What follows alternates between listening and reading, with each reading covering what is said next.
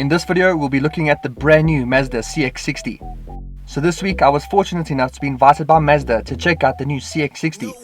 So I thought I'd bring you along, give you some first impressions, we'll go for a quick drive, and then we'll sit through some product presentations, which of course I'll shorten for you and give you all the information that you need. And then we'll see what the CX-60 is all about.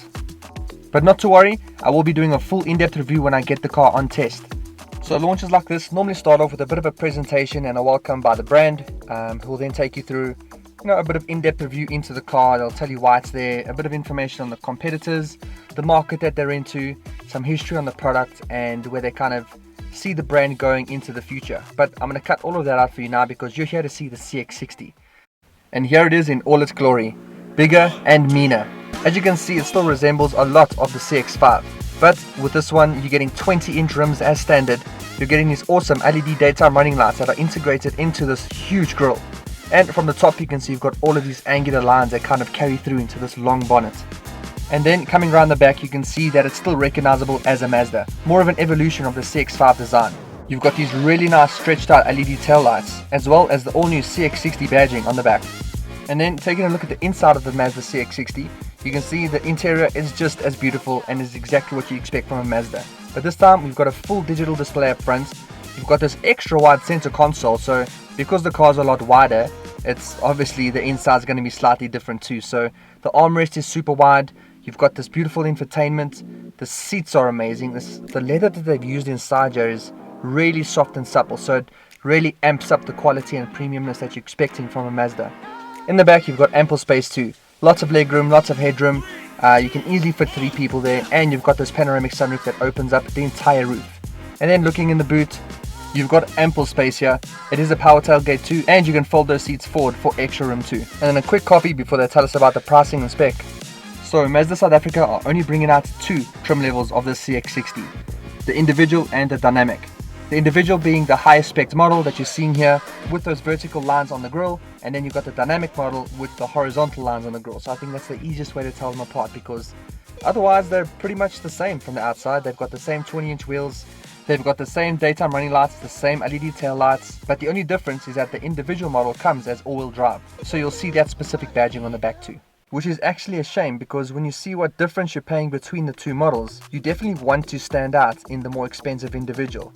But at the moment they kind of look the same, so if you are getting the more expensive one, it doesn't really look like it. And then speaking of that pricing, the dynamic comes in at 739,800 Rand, and your individual all-wheel drive comes in at 844,500 Rand.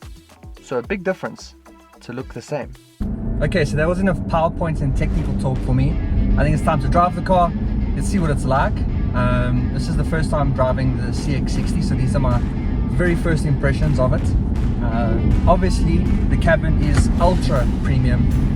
Build quality is the usual Mazda, so it's impeccable, up there with the Germans. So, consider Mazda, people. It's damn good. So yeah, this is the CX-5's big brother, the CX-60. It's powered by a 2.5 litre naturally aspirated petrol engine, and yeah, still no turbos unfortunately, but we are patiently waiting for those to come here. I've got a fully digital display down here in front of me, and I see if I drop it into different drive modes, it changes the display. So it's currently now in normal, and it's just a grey looking kind of standard display. And if I pop it into sport, it goes red, and I'm guessing that everything is going to change. So the acceleration will probably sharpen up, the steering is going to get a bit heavier, and it's going to feel a little bit more sporty. So let's see here, there are paddle shifters, so we can use the auto transmission at our fingertips and drop gears.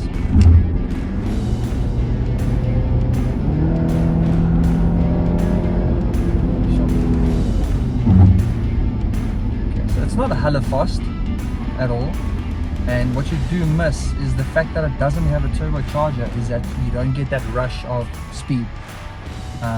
What you do have,